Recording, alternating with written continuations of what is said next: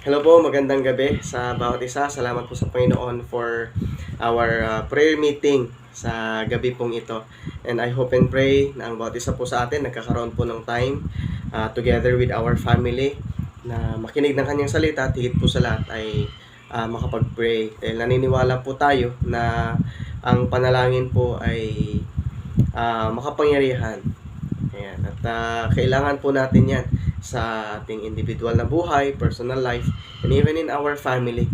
At maging din po sa ating pong church. Okay, at bago po tayo magpatuloy sa ating pong prayer meeting or pag-aaral ng salita ng Diyos, ay tayo po muna ay sandaling manalangin. Father God in heaven, thank you Lord for this evening. Salamat po sa opportunity to hear again from your word. At nawa po Panginoon, ang aming short devotion ngayong gabing ito ay maging challenge at maging blessing po sa bawat isa po sa amin. May your Holy Spirit continually work, Father God. In Jesus' name, Amen and Amen. Sa buhay po natin, marami po tayong mga tinatawag na priorities. Ayan, siguro po, andyan po yung pag-aaral sa mga estudyante, andyan po yung paghahanap buhay sa mga nagtatrabaho, sa mga may mga pamilya. Marahil, nandyan din po yung priority natin yung mga gastusin, mga finances. Ayan, priority natin yung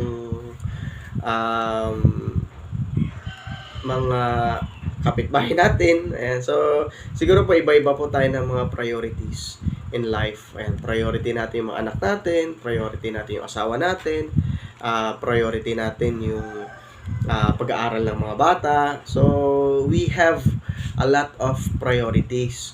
Ayan. Pero, sa mga priorities po natin na yun, marahil masasabi din po natin, si Lord yung ating priority. Pero, sa buhay po natin, sino po sa atin kaya makapagsabi that Jesus or God is our top priority or number one, first priority ng ating pong buhay? Ayan. At, alam niyo po, sabi po sa John 10:10, Jesus came to give us life and to para magkaroon din po tayo na hindi lang buhay kundi we will have it abundantly, no? Sabi po sa John 10:10. But a lot of times, bakit hindi natin nararanasan yung abundant life or yung masaganang buhay? Maybe because we miss some of God's commandments or basic commandment ng Panginoon. Nasabi ng Panginoon, we need to seek God first in all that we do. Naalala ko po yung isang kwento.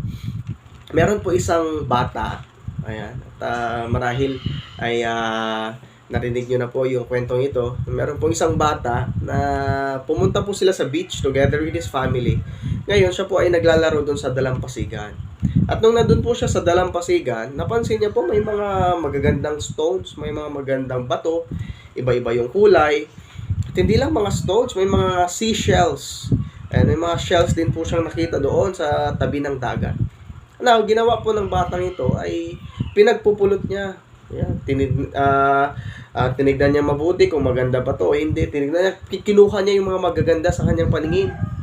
Ayan, so pinuno niya yung kanyang mga bulsa. Ayan, nilagyan niya ng mga stones, mga bato. Ayan, hanggang sa hindi pa siya nakontento, nilagay niya sa kanyang damit. And 'di ba, sa mga bata po nilalagay po dito sa damit yung yung mga laruan nila minsan. So ganoon din ginawa ng bata. So nilagay niya doon hanggang sa hirap na siya to the point na napagod yung bata. Napagod na siya.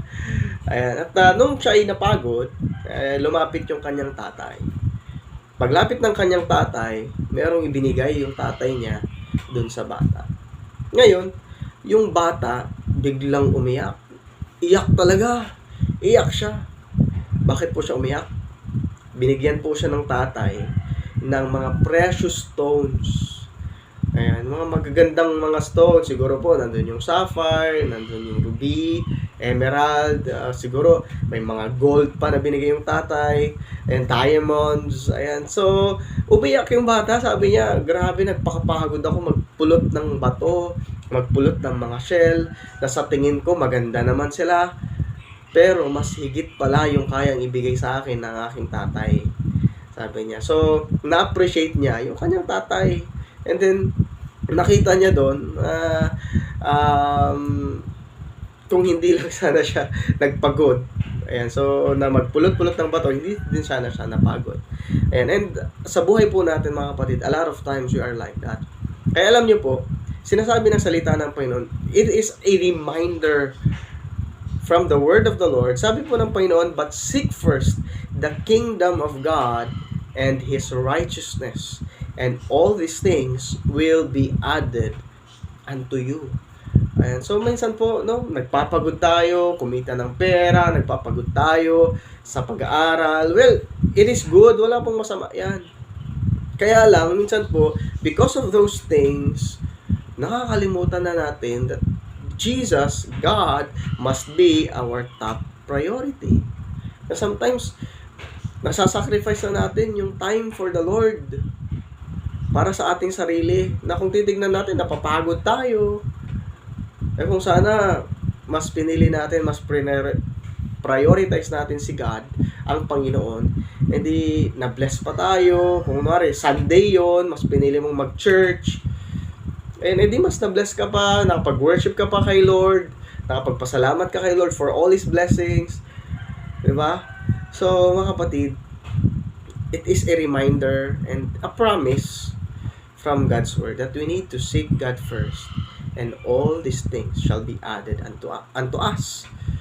Ayan. Kaya sabi po sa Colossians 3:2, ayan, sabi po sa Colossians 3:2, set your minds on things that are above, not on things that are on earth. Ayan, ituon natin yung ating paningin sa mga makadiyos na mga bagay, sa Diyos at sa mga bagay na makadiyos, hindi sa mga bagay dito sa mundo, because everything in this world is just temporary. And if we seek the things that are in the world, mapapagod lang po tayo, and later on, madidrain lang yung energy natin. That's why it is God's promise to seek Him, to set our minds, our attention to the things that are above.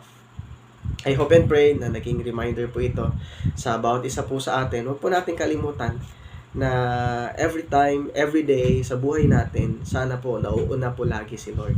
Hindi yung hahanapin mo si Lord kapag wala ka ng matakbuhan, punong-puno ka na ng utang, punong-puno ka na ng problema. God must not be our last option, kapatid. Ayan. Dapat po, Jesus is always our first option. Kasi pagkagising pa lang natin ng umaga, God decided to give us life first and foremost. And every day, inuuna tayo ni Lord. Binibigyan niya tayo ng buhay every morning. Tayo inuuna niya. Kaya sana po, no, unahin din po natin ang Panginoon every day of our lives. We must start our day in prayer, in reading His Word, and every Sunday, huwag natin kalimutan to come and worship the Lord. Prioritize God. Hindi ka lugi. Ayan, kaya alam niyo po, sabi ng isang quotation, ayan, why settle for good when God's plan for you and for me is the best? Huwag tayo magsettle sa good lang. Best yung gustong ibigay sa atin ni Lord. Ayan. At nawa po, naging pagpapala po ang salita ng Panginoon sa about isa po sa atin. Let us pray. Father God, thank you Lord for this evening. Thank you Lord for reminding us about prioritizing you first sa aming pong buhay. Tulungan niyo pong bawat isa po sa amin. Lahat po kami nag-i-struggle po dito. Patawarin niyo po kami, Panginoon. And help us, Lord, that starting today, we will prioritize you every day of our lives. Thank you, Father, in Jesus' name. Amen. God bless po. Pagpalain po kayo ng Panginoon.